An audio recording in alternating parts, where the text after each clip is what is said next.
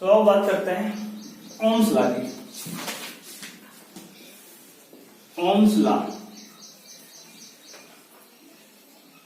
Ohm's law कहता है, देखो ओम्स लॉ समझने से पहले छोटी सी बात ये समझते हैं कि जैसे मान लो ये कोई दो बीकर हमारे पास है, एक बीकर ये है और इसका वाटर लेवल कुछ इस तरीके से ऐसा फुल है बीकर ये है ना, ये वाटर लेवल इसका है, और दूसरा बीकर कुछ ऐसे ही इतना ही बराबर है, लेकिन यहाँ पानी क्या है थोड़ा सा कम है यार, थोड़ा सा कम है, इतना है ना, थोड़ा सा डिफरेंस है देखो है ना, यहाँ थोड़ा ज्यादा है पानी है थोड़ा कम है। तो अगर हम कहें कि इस बीकर से हमें इस बीकर में वाटर को पास कराना है, फ्लो कराना है, तो यहाँ वाटर की स्पीड क्या होगी, तो कुछ ना कुछ होगी स्पीड है ना। अगर मान लो इससे कंपेयर कुछ और बनाते हैं बीकर, यहाँ दूसरा एक कंडीशन है बन गई, कंडीशन दूसरी कंडीशन ये है यार कि यहाँ एक बीकर दूसरा है ना, ये पानी कुछ लेवल वाटर है, कुछ वाटर का लेवल ये रहा है ना, तो और एक दूसरा बीकर फिर यहाँ भी हमने लिया, और यहाँ जो बीकर हमने लिया मान लो सेम साइज कुछ भी है अपना, कुछ भी रहा कोई दिक्कत नहीं उससे, ये पानी इधर से इधर को हुआ, तो इसका लेवल वाटर इतना ही है, इसका वाटर लेवल इतना ही है। अब हम बताओ कि पानी किसमें तेजी से फ्लो करेगा, इसमें नीचे वाले में ना। पानी जो है यहाँ वाटर लेवल डिफरेंस बहुत कम है ना, लेवल का डिफरेंस बहुत कम है, तो जो वाटर फ्लो हो रहा है इसमें थोड़ा कम तेज होगा ना, स्पीड इसमें कम होगी, और वाटर फ्लो की स्पीड यहाँ ज्यादा होगी, यहाँ वाटर तेजी से फ्लो करेगा है ना, इस बीकर से इस बीकर में पानी तेजी से जाएगा। क्यों जाएगा भाई, क्योंकि यहाँ वाटर लेवल का बहुत ज्यादा डिफरेंस है ना, ज्यादा डिफरेंस है ना। वाटर लेवल को हम लोग कल किससे जोड़े थे, पोटेंशियल जोड़े थे, पोटेंशियल से जोड़े थे। वैसे ही अगर हम मान लें कि वाटर लेवल को यहाँ पोटेंशियल से अगर रिलेट करें तो वाटर लेवल का हो गया पोटेंशियल डिफरेंस, यानी कि अगर यहाँ पोटेंशियल लेवल कम है तो वाटर कम फ्लो हो रहा है, तो वाटर को हमने करंट से जोड़ लिया, यानी करंट भी कम फ्लो हो रहा है ना। अगर यहाँ पोटेंशियल डिफरेंस ज्यादा है, यानी वाटर लेवल या पोटेंशियल डिफरेंस ज्यादा है, तो यहाँ करंट यानी कि पानी तेज फ्लो होगा, यानी कि जितना पोटेंशियल डिफरेंस ज्यादा होगा उतना तेजी से करंट फ्लो करेगा। बात समझ पा रहे हो। अगर लेवल डिफरेंस कम है तो करंट भी बहुत स्लो जाएगा है ना। अगर डिफरेंस ज्यादा है तो करंट तेजी से फ्लो करेगा, यानी जैसे जैसे पोटेंशियल डिफरेंस बढ़ेगा वैसे वैसे करंट बढ़ेगा, धीमे कहा जाएगा। डिफरेंस ज्यादा तो करंट तेजी फ्लो हो रहा है ना यार, यहाँ डिफरेंस कम है तो करंट भी कम फ्लो हो रहा है। समझ पा रहे हो बात, यानी कि पोटेंशियल डिफरेंस जो V है वो डायरेक्टली प्रोपोर्शनल टू I है, प्रोपोर्शनल टू I है। यानी अगर हम करंट को पोटेंशियल डिफरेंस को बढ़ाएंगे तो हमारा करंट भी बढ़ जाएगा, अगर हम पोटेंशियल डिफरेंस को कम करेंगे तो करंट भी कम हो जाएगा ना। यहाँ डिफरेंस कम था तो करंट कम फ्लो हो रहा था, पानी कम फ्लो हो रहा था। बात समझ पा रहे हो। यहाँ पोटेंशियल डिफरेंस ज्यादा था, लेवल देखो यहाँ ये लेवल पानी का है और ये पानी का डिफरेंस इतना है, देखो यहाँ से यहाँ तक डिफरेंस इतना है पानी का, और यहाँ डिफरेंस बहुत कम है, देखो ये डिफरेंस देखो ये इतना डिफरेंस है। यहाँ पोटेंशियल डिफरेंस कम है तो करंट भी कम फ्लो हो रहा है। बात समझ पा रहे हो। यहाँ पोटेंशियल डिफरेंस ज्यादा है तो करंट भी ज्यादा फ्लो हो रहा है, यानी कि पोटेंशियल डिफरेंस जो है वो डायरेक्टली प्रोपोर्शनल टू करंट होता है। पोटेंशियल डिफरेंस जो है डायरेक्टली प्रोपोर्शनल टू करंट, यानी जितना करंट ज्यादा फ्लो करेगा उतना पोटेंशियल डिफरेंस भी ज्यादा होगा, ऐसा भी कह सकते हैं। या फिर ऐसे समझो जितना पोटेंशियल डिफरेंस ज्यादा होगा उतना ज्यादा करंट फ्लो करेगा, जितना पोटेंशियल डिफरेंस कम होगा उतना करंट भी कम फ्लो करेगा, ऐसा हमने समझा। इसको हमने टंकी वाली बात से हमने इस वाली बात को समझ लिया है ना। यानी कि ओम्स लॉ यही कहता है, ओम्स लॉ की डेफिनेशन ऐसे ही बनती है कि at according to Ohm's law, according to Ohm's law यानी कि ओम्स के नियम के अनुसार एट कांस्टेंट टेम्परेचर, और ये बात कहां सिद्ध होगी तो कांस्टेंट टेम्परेचर पे, यानी कि जब टेम्परेचर बिल्कुल फिक्स रहे, टेम्परेचर ना बदलो आप, टेम्परेचर पर डिपेंड करेगी बात, क्योंकि ये पानी वाली बात नहीं है, ये करंट वाली बात है। तो समझने के लिए बताया हमने कि at constant temperature the potential difference, at constant temperature potential difference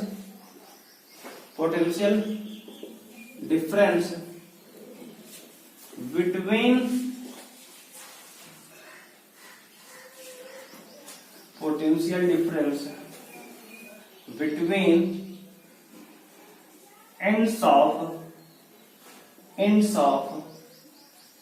metallic conductors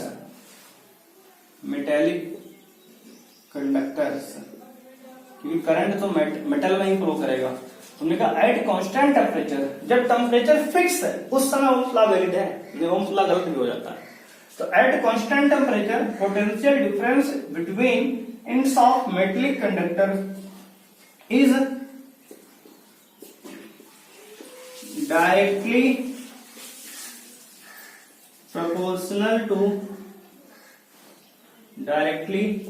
proportional to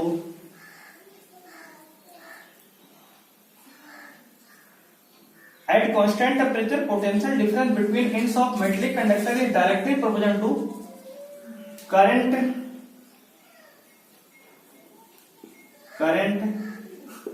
passing through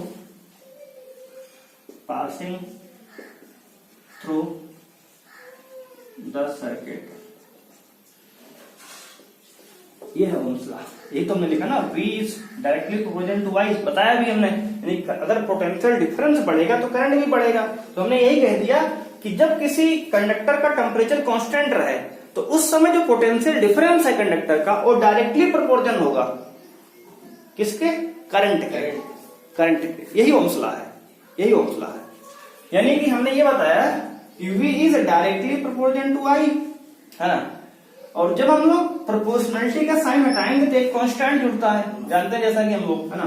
when we remove directly proportional then a constant add होगा, है ना। उस कांस्टेंट का नाम होगा V equal to I R की जगह दूसरा ले लेते, R मान लिया गया है ना, हम अपने से नहीं लिखते, वो किताब में दिया गया है। ओम्स लॉ ने बताया था इसको कि हम जब कांस्टेंट को हटाएंगे तो एक कांस्टेंट आएगा। उस कांस्टेंट को ओम ने कहा था रेजिस्टेंस ऑफ कंडक्टर। रेजिस्टेंस है ये प्रोपोर्शनलिटी कांस्टेंट एक तरीके का है। क्या है? प्रोपोर्शनलिटी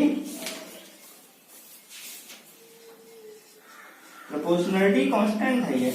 और इस कांस्टेंट का जो नाम रखा गया रेजिस्टेंस रखा गया। मतलब R क्या है? एक प्रोपोर्शनलिटी कांस्टेंट है और उस कांस्टेंट का नाम रखा गया रेजिस्टेंस रखा गया। तो ओम्स लॉ ने कोई बड़ी बात नहीं की, उसने कहा जब कांस्टेंट भैया जब टेम्परेचर क्या रहेगा? फिक्स रहेगा। जब टेम्परेचर फिक्स रहेगा किसी कंडक्टर का तो उस समय जो पोटेंशियल डिफरेंस होगा कंडक्टर का वो डायरेक्टली प्रोपोर्शनल होगा करंट के। यानी अगर पोटेंशियल डिफरेंस किसी कंडक्टर वायर में ज्यादा है तो करंट भी ज्यादा फ्लो करेगा। पोटेंशियल डिफरेंस कंडक्टर में कम है तो करंट भी कम फ्लो करेगा। इसी बात को इसने बता दिया इस तरीके से।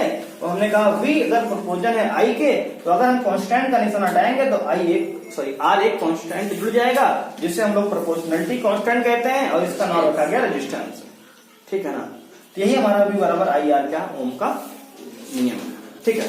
यानी अगर इसके डायग्राम की बात करें कैसे बनेगा तो बना लेते हैं। देखो यानी अगर जैसे जैसे हमारा V बढ़ेगा वैसे वैसे हमारा I बढ़ेगा। तो अगर V और I आपस में डिपेंड है तो अगर x एक्सिस पे हम लोग I को करंट को दिखाएं, y एक्सिस पे हम लोग पोटेंशियल को दिखाएं, है ना। तो इसका जो डायग्राम बने कुछ ऐसे बनेगा सीधे। मतलब जैसे जैसे करंट बढ़ेगा वैसे वैसे पोटेंशियल भी डिफरेंस भी बढ़ेगा। तो ये V प्रोपोर्शनल टू I हमारा ये बन गया इसका ग्राफ। इस तरीके से ग्राफ बनता है इसका। ठीक है। तो ये ग्राफ हो गया किसके बीच? V और I। तो graph between V and I। तो V और I के बीच का ग्राफ है। स्ट्रेट लाइन बिल्कुल बनेगा। जरूरी नहीं ये लाइन यहीं से पास हो, थोड़ा नीचे से पास हो सकती है, ऐसे पास हो सकती है, ऐसे पास हो, लेकिन सीधे पास होगी बस। मतलब इस पॉइंट पे करंट इतना है तो पोटेंशियल इतना है। ये बात समझ रहे हो? इस पॉइंट पे करंट इतना है तो पोटेंशियल भी इतना है ना, दोनों बढ़ रहा है ना। अगर करंट कुछ ना कुछ वैल्यू रहेगी ना यहाँ तो, अभी तो हम ऐसे वेरिएबल मान रहे हैं ना, तो यहाँ करंट इतना है पोटेंशियल इतना है। करंट बढ़ गया पोटेंशियल बढ़ गया, करंट और बढ़ गया, देखो यहाँ पे पोटेंशियल भी और बढ़ गया, बढ़ रहा है ना। जैसे जैसे करंट बढ़ रहा है वैसे वैसे पोटेंशियल बढ़ रहा है। ऐसे समझ लो, ये ऐसे समझ लो, जैसे जैसे पोटेंशियल बढ़ रहा है वैसे वैसे करंट बढ़ रहा है। दोनों बात वही हमने कहा ना, V जो है प्रोपोर्शनल है I के, जैसे V बढ़ेगा वैसे I बढ़ेगा, V घटेगा I घटेगा। तो ये बात हमारा ओम्स लॉ की है। इस तरीके से ग्राफ बनता है V और I में, और ये हमारा फार्मूला इसका बन गया V बराबर IR। तो ओम्स लॉ यही कहता है कि जब किसी कंडक्टर का टेम्परेचर फिक्स हो तो उस समय जो पोटेंशियल डिफरेंस होगा वो डायरेक्टली प्रोपोर्शनल टू करंट होगा, पासिंग करंट हो तो सर्किट, यानी कि V proportional to I, proportionality हटाएंगे तो V बराबर IR आ गया, जहां पे R एक रेजिस्टेंस है, V पोटेंशियल डिफरेंस है, I करंट है, V बराबर IR। ठीक है ना, यहां तक की बात नोट करो, यही ओम्स लॉ है। डालते हैं हेडिंग, रेजिस्टेंस एक नया वर्ड आ गया, रेजिस्टेंस। रेजिस्टेंस को कहते हैं it is a property of conductor, it is a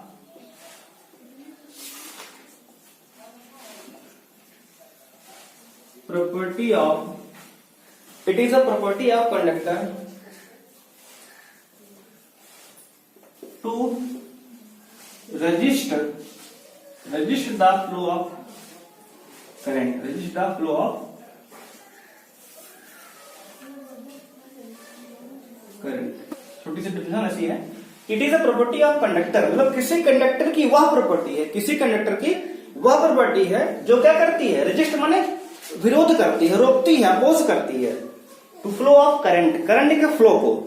बात समझ रहे हो, किसी कंडक्टर की यह ऐसी प्रॉपर्टी है जो क्या करती है, रोकती है किसको, फ्लो ऑफ करंट को, मतलब करंट के बहाव को, मतलब किसी कंडक्टर में करंट ना फ्लो हो, इसलिए काम करती है ये, इसीलिए कहते हैं रेजिस्टेंस। मतलब रेजिस्टेंस एक ऐसी प्रॉपर्टी कंडक्टर की है जो करंट के फ्लो को रोक देती है, उसे हम कहते हैं रेजिस्टेंस। अभी हमने पढ़ा ओम्स लॉ, ओम्स लॉ में जाना कि V बराबर IR। अगर हम ओम्स लॉ से इसका फार्मूला निकालें, ओम्स लॉ से R का फार्मूला निकालें तो R इक्वल टू क्या बनेगा, V बाई I, है ना, ये तो बनेगा। R की वैल्यू अगर यहां से निकालोगे V बराबर IR से तो V बटे I आएगा। यही है क्या रेजिस्टेंस का फार्मूला, अलग से निकालने की आवश्यकता नहीं है, वहीं से बन गया है, लिख लो यहीं से। तो R बराबर V बाई I बन गया। अब इसका अगर यूनिट की बात करें तो ये क्या है, पोटेंशियल डिफरेंस, इसकी यूनिट होती है वोल्ट, है ना, V की यूनिट होती है वोल्ट, I की यूनिट एम्पियर, वोल्ट पर एम्पियर। या फिर इसको हम लोग लिखते हैं, इसको किसने बनाया था, ओम ने बनाया था ना, ओम ने बनाया था, ओम्स लॉ से बताया था ना इसने, तो रेजिस्टेंस को ओम ने बताया, इसलिए उसके नाम से इसका यूनिट पड़ गया ओम। ओम के नाम से, मतलब ओम वैज्ञानिक ने बताया ना इसे, इसलिए ओम के नाम से इसका जो यूनिट रखा गया ओम ही रख दिया गया। और इस ओम को जो सिंबल होता है इसका इस तरीके से होता है, ओम वाला सिंबल ये। जब रेजिस्टेंस में हम सिंबल का यूज करेंगे तो ये सिंबल हम यूज करेंगे, ये वाला एसआई यूनिट यही है, ऐसा ही क्या है, एसआई यूनिट है, एसआई यूनिट। हाँ, रेजिस्टेंस की एसआई यूनिट हो गई ओम, तो रेजिस्टेंस की एसआई यूनिट हो गई ओम, और ओम का सिंबल हो गया ये वाला। आराम से इसको नोट करो।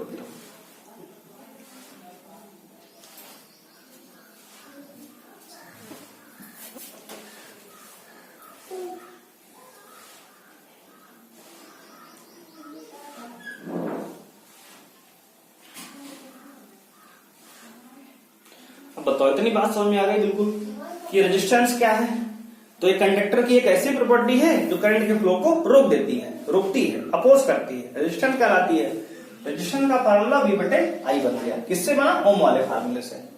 इसका यूनिट की बात करें तो V पोटेंशियल डिफरेंस है, उसका यूनिट वोल्ट होता है, करंट का एम्पियर होता है, तो इसका यूनिट बन गया वोल्ट पर एम्पियर, और या फिर बन गया ओम बन गया। बात क्लियर है ना यहाँ तक। ओम को लिखते हैं हम लोग इस तरीके से, ठीक है, कोई दिक्कत नहीं यहाँ तक, है ना। ऐसा यूनिट हो गई ओम, सिंबल इस तरीके से है। एक वर्ड और हमने बताया था रेजिस्टेंस की तरह, रेजिस्टेंस का जो हमने सिंबल बताया इस तरीके बताया था, ऐसे, है ना, याद है, ऐसे वाला।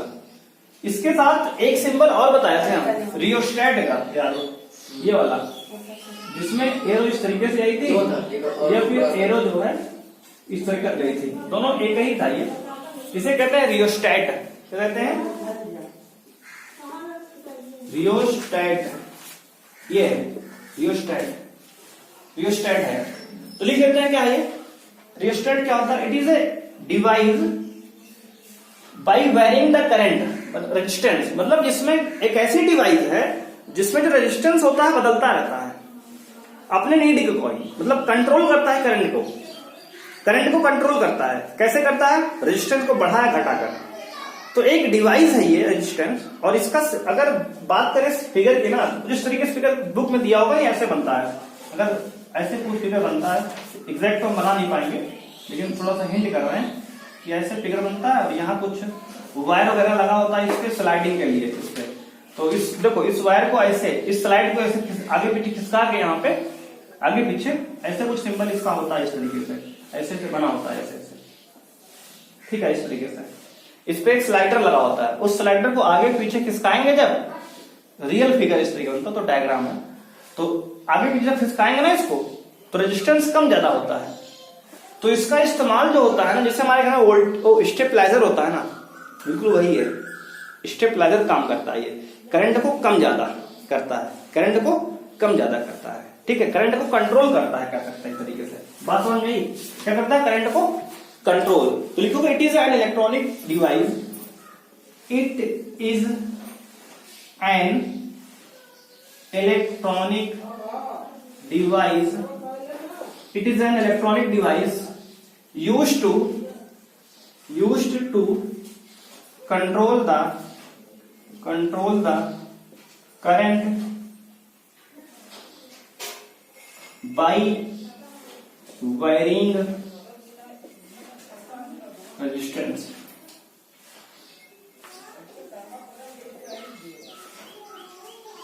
मतलब वैरी मतलब बदल कर, किसको? रेजिस्टेंस को बदल कर हम करंट को कंट्रोल कर सकते हैं। अगर हमें करंट कम चाहिए तो रेजिस्टेंस को हम लोग बढ़ा देंगे, है ना। करंट हमें ज्यादा चाहिए, रेजिस्टेंस को हम लोग कम कर देंगे।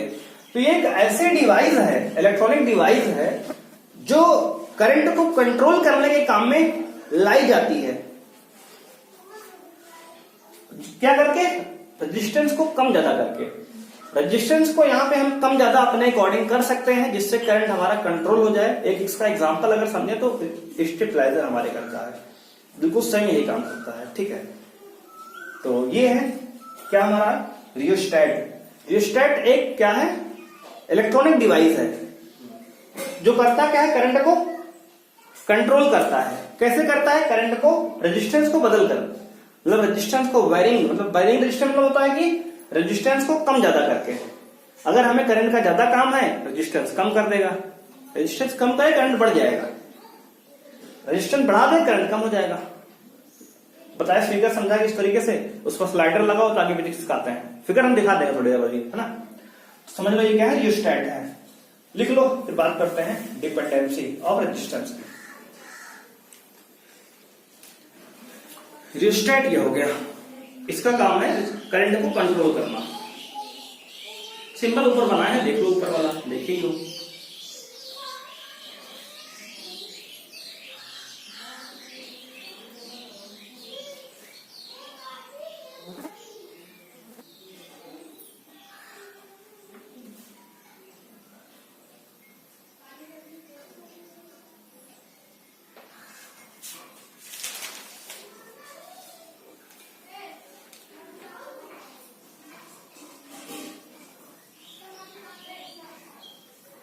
अब बात करेंगे रेजिस्टेंस जो होता है किन किन फैक्टर पर डिपेंड करता है ना।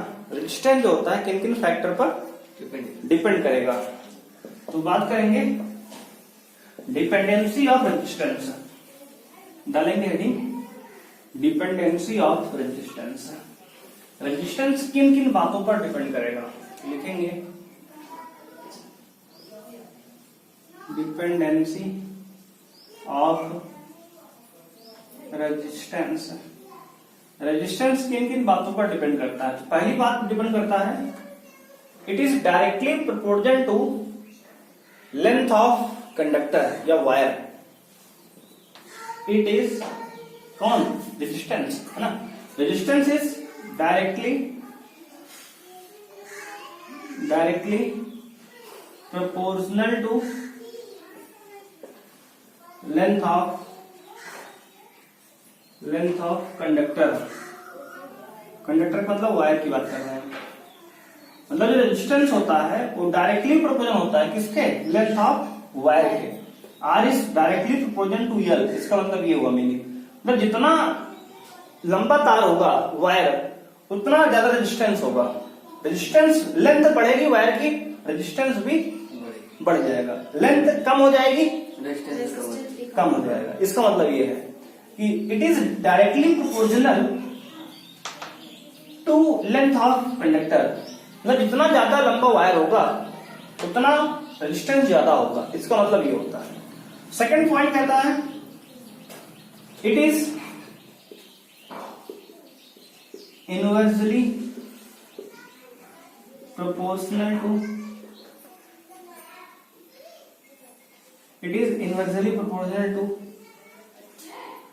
area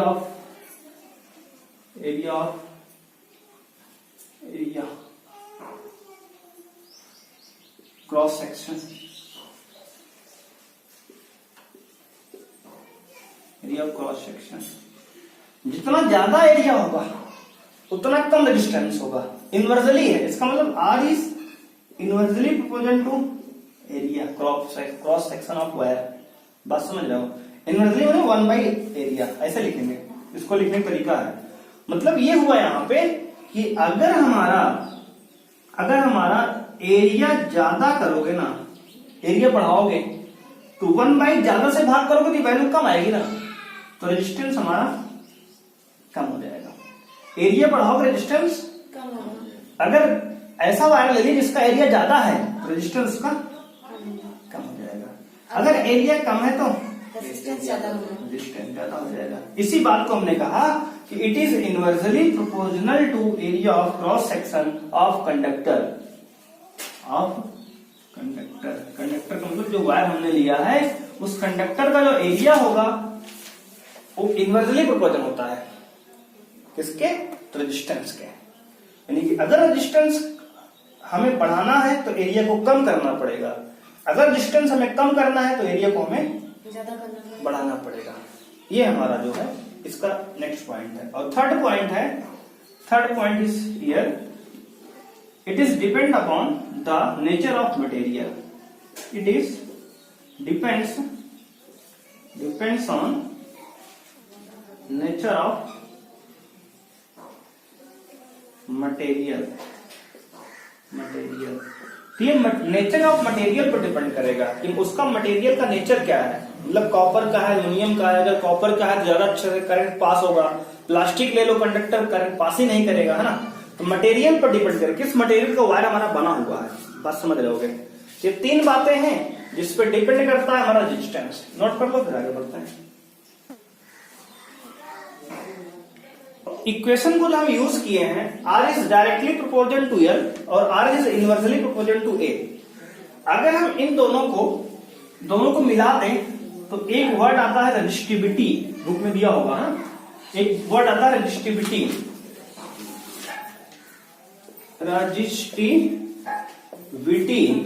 रजिस्टिविटी क्या होती है समझते हैं पहले।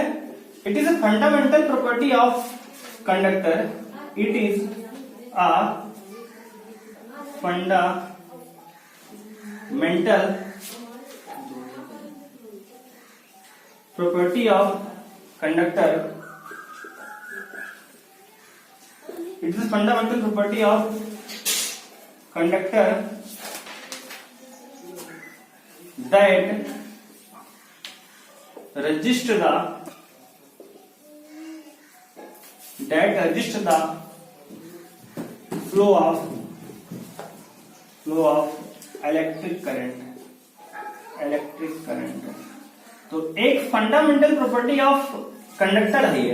रेजिस्टिविटी क्या है, एक फंडामेंटल प्रॉपर्टी ऑफ कंडक्टर है जो रजिस्ट करती है, रोकती है फ्लो ऑफ करंट को। और इसको डिफाइन कैसे किया गया, जैसे हमने दो बातें पीछे सीखी थी, R is directly proportional to L और R is inversely proportional to area, है ना। इसको इक्वेशन 1 मान लो, इसको इक्वेशन 2 मान लो, तो लिखेंगे by combining equation first and second. अगर दोनों को हम कंबाइन कर दें तो we get here R is proportional to L by R is proportional to L by A, मतलब आर प्रोपोर्शनल हो जाएगा एल बाई ए।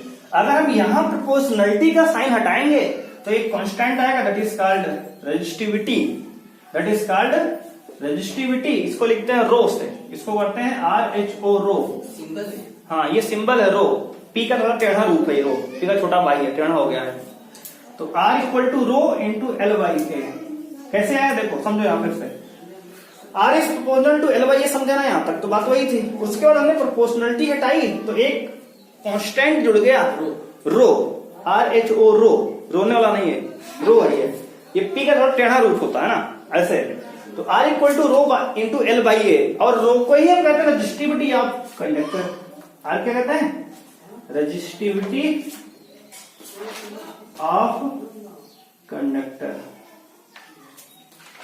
तो R है हमारा जो है रजिस्टिविटी है, R ही क्या है? रजिस्टिविटी है, और एक प्रकार का ये कांस्टेंट है, it is a constant.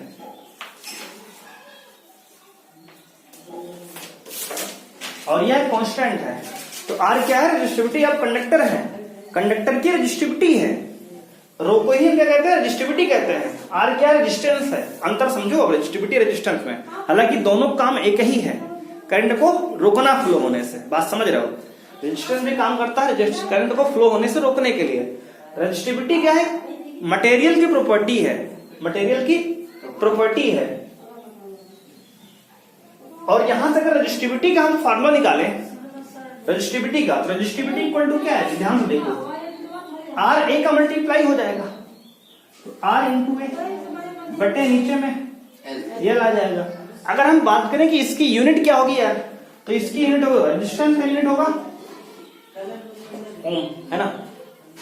Area unit metre square SI unit, बटे में लेंथ का यूनिट मीटर, चला गया बचा ओम इंटू मीटर। तो रजिस्टिविटी का यूनिट आ गया ओम इंटू मीटर। ये जो ओम मीटर है ना, ओम का सिंबल बना, इसकी जगह ओम एम लिख दे तो गलत हो जाएगा, OHM लिख सकते हो,